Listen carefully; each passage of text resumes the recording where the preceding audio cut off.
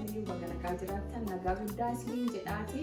Warri maatii kennan taane maatii kenna ta'uun nu jajjabeessaa. Warri maatii kenna taatanii yuutuubii kenna hordofaa jirtan baay'ee tokko galatoomaa isiniin jechuu barbaada. Baay'ee galatoomaa. Ammas please nu hordofurraa duubatti hin deebina. Walirraa barachuun aadaa nutti ta'uu isiniin jedha. Adda nyaata adda ta'e tokko qabadhee dhiyaadheera. Akka warqii biyya keenyaatiif hojjedhaa. Fuufuu yookiin kasaavaa jedhama. Grocery warra Afrikaa keessallee Aasiyaa keessallee hin jira. Achi argattanii bitattanii hojjechuu hin dandeettanii. Meelii baay'een keessaa ana caalaallee hin beektan ta'uu danda'a. Garuu fayyaa namaatiif nyaata baay'ee guddaa qaba. Doktoriinis qoratamee kan biraa ga'e nyaata baay'ee gaarii.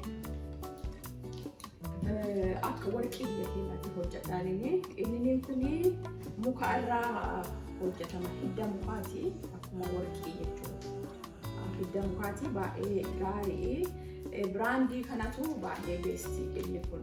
Yeroo baay'ee grocery Afrikaa keessa jira inni kun. Eesiyaan illee qabanii gabiyyuu isa Afrikaa keessa jiru kanatu baay'ee gaarii. Inni kun kabilchaatee hin jiru. Kabilchaatee illee hin jira fixaan kana. Kabilchaatee hin jirre kuni baay'ee gaarii. Warqii biyya keenyaatiin yoo hojjettan garaagarummaa tokko illee hin qabu. Baay'ee jaalattanii hojjedhaa isinis mana keessan keessatti akkaataan itti hojjedhamu akka addaatti hojjedhaa. Ani mi'eessituu garaagaraa itti buusee sukkuumee firiijii keessa kaayaa. Achi fuudhaatti fayyadamaa jechuudha. Akkaataa itti hojjedhamu iyyuu lafa hordofaa. Gooftaan isin haa eebbisu. Fayyaana ta'a. Gara hojii kiyyaa isin geessa.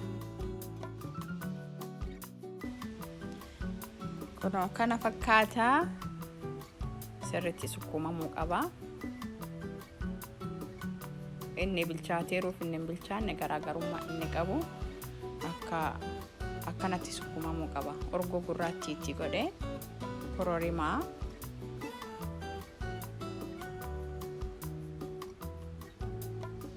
abishii yookiin shiqoo itti buusee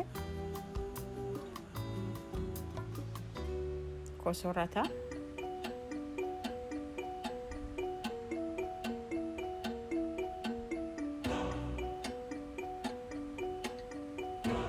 daakuu budhaati. Daakuu budhaa qabaattanii akkasitti sirriitti itti sukkuumtanii jennaan garaagarummaa warqii biyya keenyaatiin hin qabu. Nyaata fayya qabeessa nyaata baay'ee gaarii tokko akkaataa barbaaddanii nyaachuu dandeettanii kooftanillee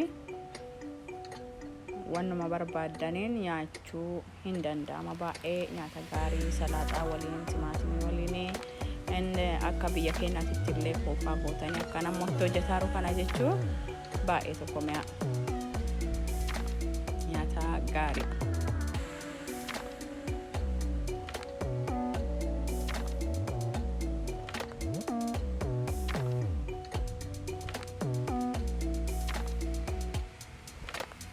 Akkasitti sirriitti walitti dhaamuu qaba.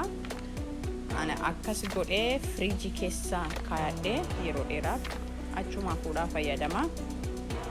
Garaagarummaa warqii biyyaatiin hin qabu. Yeroo mi'eessituu kanatti dabaltanii keessattuu akkanatti itti fayyadamtan baay'ee hedduu tokko gaarii. Torbaan eebbaanaa qabaadha. Ammas laalaatii xumuraa fayyaanaa ta'a. Galatoomaa.